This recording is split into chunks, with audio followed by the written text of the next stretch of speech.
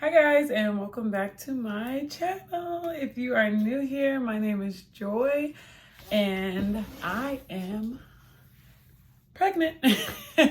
As you can tell by the title, this is going to be my labor and delivery story, not of obviously this baby, but because I'm now 30, over 30 weeks pregnant, it had me reminiscing on my labor and delivery with my first child. So I kind of want to tell the story while it's still fresh so I can look back on this video and compare it to my labor and delivery for this baby. So those of you who don't know, sorry, I really only get this for the ice. If you know, you know. So sorry if I'm jumping on ice throughout this video.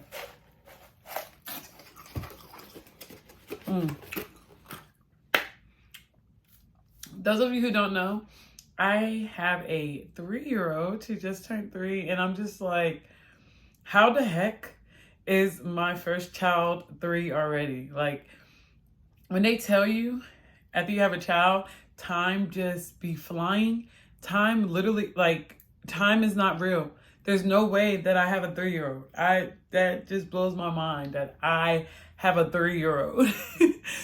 But anyways, time has flown. Her birthday just came, so it really had me reminiscing on the day that I gave birth to her. So I'm trying to think where I want to start. Okay, so we'll start here when they told me that I was full term at 37 weeks. From what I can remember, my pregnancy was easy, especially compared to this pregnancy, because this pregnancy seems much harder. I'm like, did I forget some things that happened in that pregnancy or what? Because this pregnancy seems like it's been taking me for a whirlwind. Like, all the symptoms and stuff just happened so much sooner. So I go to my doctor's visit at 37 weeks. They tell me I'm full term. So if I want to do the little raspberry leaf tea, castor oil, whatever, stay active. If you want to go ahead, if you want to go ahead and get things going for delivery. So it was hot. It's summertime. Luckily I had her in the peak of summer because I still got 9 weeks left with this baby. So I'm Lord have mercy. I have been burning up. I've been sweating. Jesus, take the wheel. But it was hot already. I'm like, okay, I'm 37 weeks. They say she's full term. She's a good size. They measured her and they said it seemed like she's over 6 pounds. So if you want to get labor and stuff started, go ahead. So that's exactly what I did. I started drinking the raspberry leaf tea. I got me some castor oil, and I got pineapple juice, and I got orange juice. So I was active my whole entire pregnancy. But towards the end, I started doing more pool workouts, some stuff that's not too hard on my joints and stuff like that, because I felt my hips separating and stuff like that. I took 1 tablespoon of, okay, so her due date was on a Friday. So I was 37 weeks on Friday. I didn't take the castor oil until that Wednesday. The first time I took the castor oil was that Wednesday. I took a tablespoon of castor oil that Wednesday going into my 38th week of pregnancy. When I took the tablespoon of castor oil, first of all, I'm a big texture person. A lot of people can take the castor oil and it doesn't bother them, but the thickness, because I mixed it into the pineapple juice, the thickness of the castor oil just made me want to gag. I took a tablespoon of castor oil, and then I made me some raspberry leaf tea to kind of wash down the oiliness, because it felt like the oiliness was in my throat. About an hour later, my stomach started cramping, stuff like that. I asked my mom to come over because this is my first child. This is back in 2020. So, where the world was. I can't say that word, but it was during that time and my mom couldn't go to the hospital with me. So if I was in labor or the beginning stages of labor, I wanted to labor at home with my mom for as long as possible because I knew she couldn't go to the hospital with me. Excuse me. Only her father could go to the hospital with me, one person, and it was her father. She was both of our first child. I didn't want to take that experience away from him, yada yada yada. That's a whole nother story for another day. But I started cramping really bad. My mom came to my house. I'm cramping. She's like, this ain't the real stuff. Like, because my mother, a little preference, my mother had 13 children. I'm the 10th child out of 13 of her children. My parents been married for ever. I think 45 years. So I invite her over. I'm like, oh, I'm cramping so bad or whatnot. But I'm like, I'm good. Like, I can handle pain pretty well. I have a lot of tattoos. I can handle pain well, but I'm like, oh, I'm cramping so bad, yada, yada, yada. So she comes over. So when she comes over, she's like, come on, let's walk around your neighborhood. We start walking around my neighborhood. The contractions are not really picking up. They're not getting stronger, but they are about 10 minutes. Like, I keep having a contraction every 10 minutes. It just felt a little bit stronger than the Braxton Hicks contractions that I was having since, like, I think I started having Braxton Hicks contractions with my first child at like 34 weeks. And I'm already having them now. They started at 29 weeks with this baby. But I started having Braxton Hicks contractions at 34 weeks. So I'm like, oh, they're just a little bit stronger than the Braxton Hicks contractions that I will have every now and then, like after a workout or something like that. So we're walking around my neighborhood, and then it gets to like 12 o'clock in the morning. So my mom's like, I'm going to go home. It doesn't seem like it's going to progress anymore. And then literally as soon as my mom left, the cramps stopped.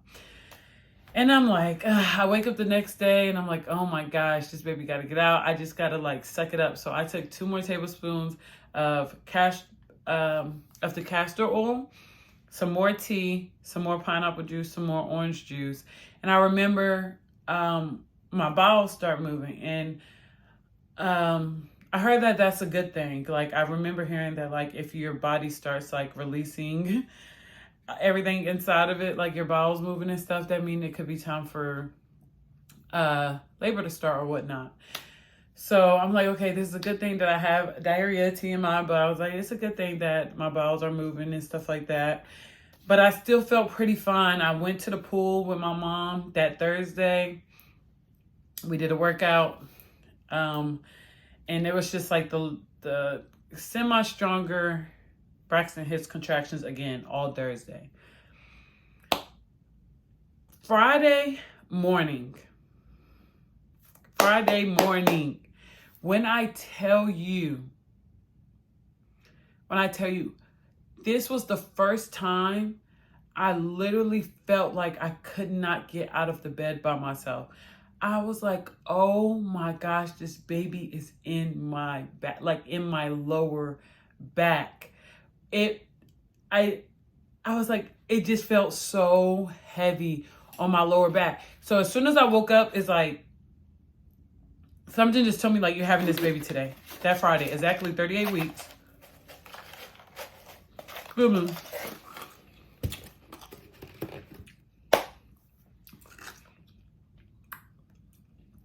At exactly 38 weeks, someone was like, you're having this baby today. So I call her dad right when I wake up. I said, hey, keep your phone on loud because I'm having this baby today. He's like, oh, you got 2 more weeks. I was like, am I pregnant or you? I know I'm very in tune with my body. Like, this time around, because I had already been pregnant, I knew I was pregnant before I got a positive pregnancy test. 2 weeks before my positive pregnancy test, I already knew I was pregnant this time around. And I'm like, I know my body. I haven't felt like this my whole entire pregnancy. I'm having this baby today, so make sure your phone is on. So that day, I wear acrylic nails that day I went to the nail salon. I got my acrylics taken off. I let them just do my natural nails, French tip. I got my feet done. I went and got a wax. I I was like preparing for birth. I knew it. Like I was having contractions, so like it was those semi-strong contractions, but a little bit worse because, like I said, I felt like she was literally sitting in the bottom of my back. So I'm having those contractions. I'm trying to nest and all this stuff. And I'm like, okay, what did I do? I don't think I walked. I was walking around because I was doing all these, all my self-care the day that I knew I was going into labor. So that's what was like kind of keeping it active. And then I remember this Friday was my brother's going away party. Him and his family was moving at a bowling alley. So my mom was like, are you okay to go? I was like, yeah, I'd rather be with my family than be going through this laboring and stuff by myself. I get to the bowling alley and while they're playing the first game, my contractions start picking up like crazy. Like it's hurt. I'm like, all right. I remember praying like, Lord, if this is not me going into labor, you are cruel, because that's how it felt. I'm like, oh my gosh, like this feels so much different like than the Braxton Hicks contractions. My Braxton Hicks contractions would just be my belly getting tight, but these contractions, I literally only felt it in my back, like in my lower back. I can't even compare it to anything because I never had super bad menstrual cycles. So some women compare their contractions to that, but I feel when my period's coming on, but I never had super bad menstrual cycles.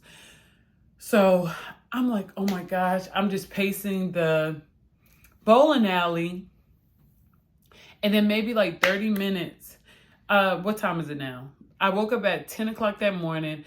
We got to the bowling alley at like 6:37, something like that, 6:37.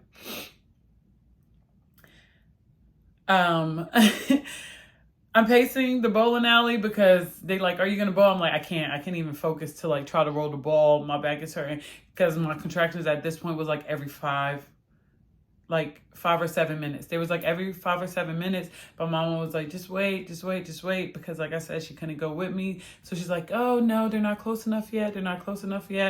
I know when it's time to go. And then during one of my contractions, it literally felt like I was about to pee on myself. So I ran to the bathroom. Not ran. Come on now. I walked to the bathroom with my little wobble. I went to the bathroom, and when I sat down, I heard plop. And I was like, oh my gosh, what is that? And I wiped, and I was like, what the heck is this? So immediately I got my phone and I was like, what does the mucus plug look like? And it was definitely part of my mucus plug. Part of my mucus plug had fallen out. And when I tell you, right after the mucus plug fell out, they went from like a 3 to like a 6 on a 10 scale. My contractions went from a 3 to a 6. And I was like, oh my gosh, I'm really about to have this baby. And it's like, I had her all natural, by the way. So I'm like, it wasn't a scared feeling. It was just like oh my gosh, I can't believe like it's actually about to happen. So I'm still pacing. I tell my mom, I'm like, I think a part of my mucus plug just fell out. She's like, okay, just calm down. Like, it's fine if the mucus plug fall out. That doesn't guarantee that you're about to have the baby unless your water breaks. So I'm still pacing.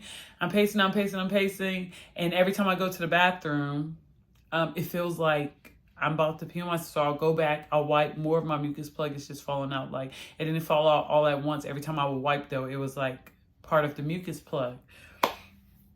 So I'm pacing. Now my contractions are down to like 4 to 3 minutes apart. And the manager at the bowling alley came up to me. It's like going on 8 o'clock now. The manager at the bowling alley comes up to me and she's like, hey, I don't even think it was the manager. I don't think it was the manager on call because she seemed super young. I think she was only like 16. She looked like a little baby. She was like, hi, I know you're in a lot of pain and stuff, but we just really don't want you to have the baby in the bowl. And I was like, trust me, baby, I don't want to have my baby in a bowling alley as either. So my mom was like, oh, we're about to go. My mom was like, oh, we're about to leave. I got it. So my contractions went down to like every 2 minutes. And my mom was like, all right, call your child's father and let him know we're on the way to the hospital. I call him. We leave the bowling alley around 8:30. I call him, and as soon as we're leaving, it starts pouring down, raining. I remember it was raining so hard. And as long as I was standing, I can take the contractions. But I remember as soon as I sat down in my mom's car, it just felt like the absolute worst pain ever. Like sitting down on my back. Oh my gosh. Like I literally was like in the chair like this, like trying to run away from the contractions, but it's in your body, so you can't run away from it. But I'm like, oh my gosh, like my so bad. It's so bad. Yeah. At this point, they're at like a 7.58. And I remember like grabbing her arm and she's like, look, Joy, if you want to get to the hospital safe, it's storming. My mom is older. She's like, it's storming. If you want to make it to this hospital safely, you cannot grab me. Please just hold on to the door handle thing. You can't grab me while I'm driving. It's raining like crazy. I don't want to get in a car accident. Let's just go. So I call my child's father. I'm like, we're on the way to the hospital. Oh my God, I'm in so much pain. Like, get to the hospital as soon as you can. And then we get there and he's not there. And I'm like, oh my gosh. I was literally this close to being like, Mom, just come in with me. Just come in with me. But then we get there around like 9. He gets there around like 9:20 something, but it felt like it was forever. That 10 minutes, 10, 15 minutes of him being behind us literally felt like it was taking forever. So they brought the wheelchair. They're like, oh, is this your first child? I'm like, yes. They was like, they asked me my due date. I'm telling them I'm not due for 2 weeks, but I'm having contractions like crazy. They're every 2 minutes, yada, yada, yada. So they put me down on this stretcher. Tell me why the doctor, he doesn't introduce himself, nothing. Next thing I know, he elbow deep inside of me. And I'm like, that was worse than pushing out the baby. I'm like, take me out to dinner, buy me a drink first, sir. What is going on? He checks my cervix and he's like, oh my gosh, how far along was it? I was either 6.5 or 7 centimeters dilated by the time I got there. So they're like, oh my God, prefer like take her to labor and delivery. She's definitely like, it's time. So I get in the room. I'm like, they trying to hook me up. I remember my child's father, he just sweating. He's like, oh my gosh, like we're really about to have this baby. He's like, I'm getting hot. Can I have some water? Can I have some ice? I'm just looking at him like, you doing worse than me. Like from my memory, I'm like, you doing worse than me. But oh my goodness, it was so painful. So I'm laboring, I'm walking back and forth, I'm walking back and forth. And by the time I got to the room, I do remember I was definitely 8 centimeters just by the time I got to the room. Like they put us in there. They may have checked me again, like maybe 10 minutes after they checked me in. And I was already at 8 centimeters dilated. I was like, all right. They was like, oh, we're having a doctor shift change. So just bounce on the ball, take a shower if you need to, yada, yada, yada. And I'm like, oh my goodness, okay. And they like, you can go to the bathroom, but if you feel like you have to do number 2, don't try to push. Don't try to use the bathroom. You can pee, but don't try to use the bathroom because if you have to do number 2, that means the baby is coming. I was like, okay.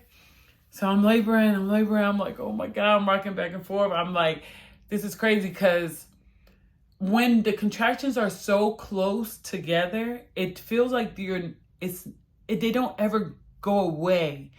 It's like a roller coaster. So you could feel it coming. Your stomach starts to tighten.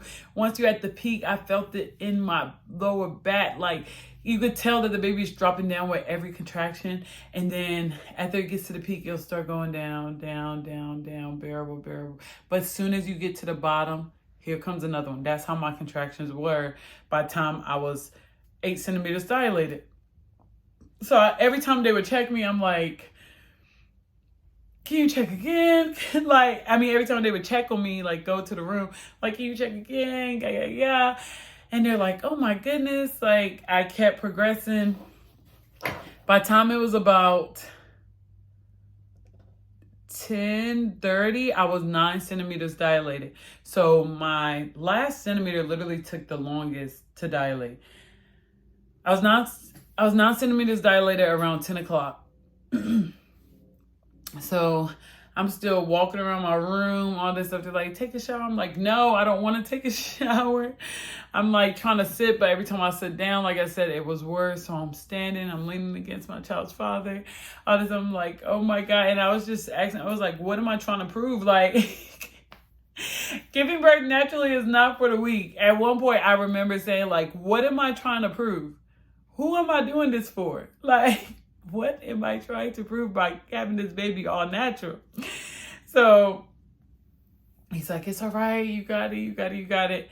And then I remember this one when I tell you, it felt like during the contraction, it literally felt like something was trying to push itself out. Cause like I said, I was standing.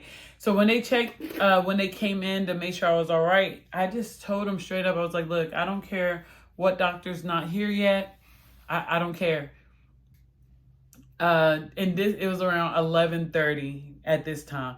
I said, I don't care what doctor's here, what doctor's not. It feels like I'm about to take the biggest dump of my life. So I'm about to start pushing whether somebody's at the end of the table or not. So they was like, oh my gosh, okay, let's prep for delivery. Yeah. I get on the table. I'm like, y'all got to raise this back up because I don't know why they start you off on a laying down position. I remember my mom's voice so vividly, like, don't let them lay you all the way back. When you push, hold, don't ever release. Push through the contractions, but when it's time to breathe, just try to hold the baby. And I'm like, when she's telling me this, I'm like, I don't know what you mean, but when you're actively doing it, it's like you can understand what they mean by hold the baby in position, even if you're not pushing. So they put the thing up a little bit. He's trying to hold my hand and I'm like, no, I'm an athlete. I'm like, it's go time. I think it's about 11:35 or so when I start pushing. So they're like, oh, and my water never broke. That's another thing. So soon as I told them, like, I'll take the biggest of my life or this baby is coming and I'm about to push. They took like this little hook thing and they broke my water. If I thought she was in my back before, as soon as they broke my water, so if this is my cervix, it literally felt like her head was like right there, like literally just right there. And so I'm like, oh my gosh, like that's the baby's head, like is she about to fall out? So they're like, okay, next contraction, you're gonna have to push. And I'm like, okay. And I remember also my sister telling me, like, if you can get past the ring of fire, you're going to be good. Like, the ring of fire is the hardest part, which is what is it called? Your vaginal walls are spread so thin that when the baby's hair comes out, it literally it's like a burning sensation. So I had that in my mind, like, it's going to be a ring of fire when her head is coming out. It's going to be a ring of fire. Like, I'm glad that I have so many sisters, a mom who has done it so many times. I'm so grateful and I'm so thankful that she gets to be in the room this time around. Because I wish, instead of having like my memory of what she was saying, I wish she was there to like actually say it, because I feel like experience beats book work every time. Like, I was thinking about what my mom, I couldn't even hear the nurses, to be completely honest with you. I could not hear them. All I was thinking about was everything that my mom told me, my older sister told me, stuff like that. So they was like, all right, when the contraction comes, push. And I was like, okay. So I'm pushing, and I'm like, okay, I start to feel like her come out a little bit. Excuse me. And like, they was like, all right, here comes the head. He's like, now take a little break. On the next push your hardest so we can go ahead and get the head out. Oh my goodness. The next contraction came. I'm pushing, and when they say ring of fire, it's literally a ring of fire. Like, it feels like your whole vaginal hole is burning. Like, that's the only way to describe it. It literally feels like it's burning. And then I'm pushing, and all of a sudden it's like a release. Like, I could tell that her head popped out. And they're like, oh my gosh, there goes the head. And on my second push, her head was out. And I remember so vividly, they're like, okay, here comes the head. And I look at him, and he looks down, and I know that he's so squeamish. I look at him, he looks down, and he's like, oh my gosh. Like, and I could tell by his face, like, oh my God, I can't believe that I see a head. Just in between your legs, just a head. And I look at him like, why did you even look? Like, you know you squeamish, why you even looking? But, and after that, they're like, all right, come on, you got it. Next contraction comes. I can't, after the ring of fire, I really don't. It's crazy how natural birth makes you forget, like, how the rest of the experience was. I do remember, like, it almost felt like it was so much pain that my soul had to leave my body. Because at one point, I remember looking down, watching myself push. And this was all the way until it was like the last push. I remember looking at myself, like above myself, pushing her out. And then what snapped me back was, I remember the nurse saying, do you want to deliver your baby? Because there was no doctor. So she was like, oh, she's almost there. Just one more good push. Do you want to deliver your baby? And I'm like, heck yeah. Like, so as soon as she said that, I start pushing. They're like, wait for a contraction. And I didn't feel it, but I ended up tearing a little bit when I was pushing without a contraction. But in the moment, I strongly believe that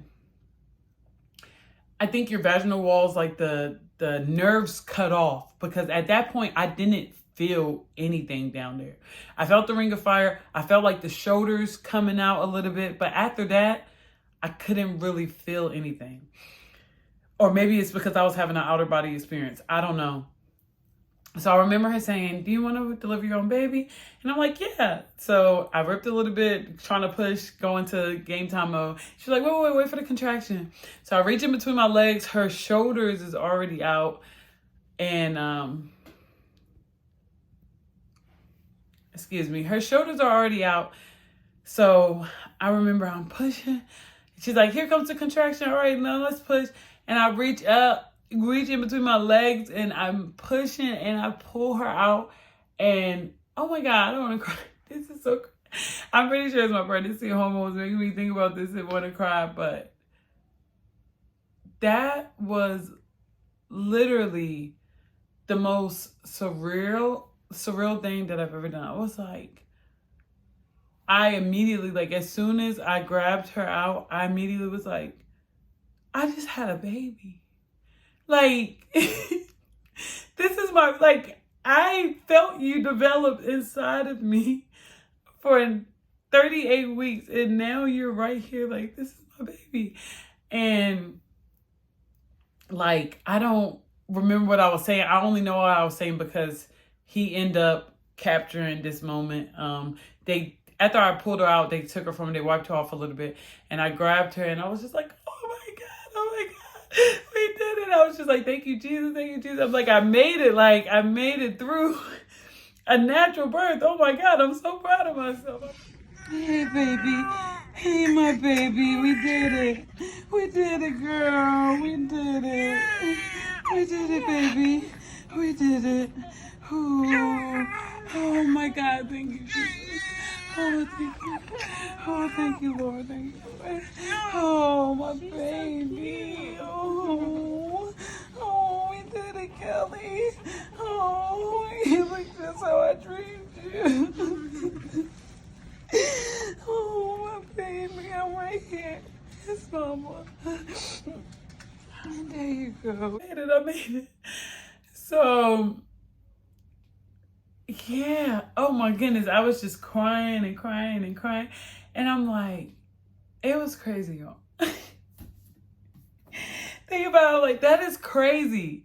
That is crazy how we can go through so much pain. And immediately, when I tell y'all immediately after she was out, I felt nothing. It was like literally nothing. No one was in the room. It was literally nothing. I didn't feel anything. Maybe they call it adrenaline. I think that's how God just created women to be, especially when you have a natural birth. It's nothing. Even when I had to push the placenta out, it was nothing. She was like, while I was holding the baby, she was like, can you give me one good push?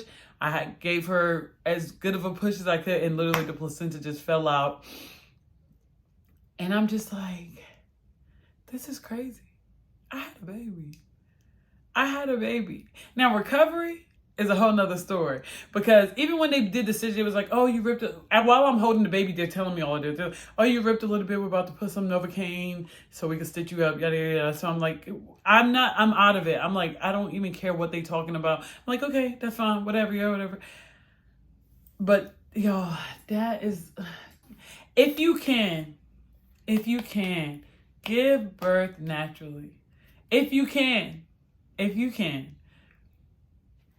Give birth naturally. It's such a beautiful, surreal experience. That's literally the craziest thing I've ever done in my life so far. It's give birth naturally. That is so crazy. But like I said, recovery is a whole different story. I'll do another video on recovery. But I hope you guys enjoyed my labor and delivery story, stuff like that. I want to actually record my laboring for you guys so y'all can have a sneak peek on how I am, because I don't remember how I was reacting. So I would love to like look back and see exactly how I was taking the pain this time around. But if you have any questions about natural birth, leave them down below. I would love to do a Q&A on any questions you guys have that I didn't answer within my story time. But thank you guys for watching another video. And as always, peace, love, and then there's me. Don't forget to subscribe. Bye.